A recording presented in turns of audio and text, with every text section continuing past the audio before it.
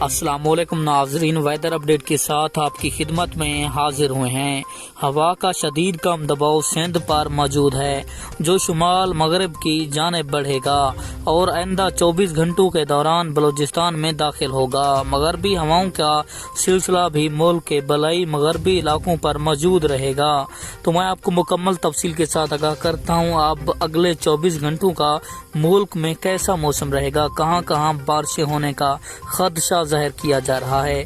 تو اس سے پہلے ویڈیو کو لائک اور چینل کو سبسکرائب کر دیں۔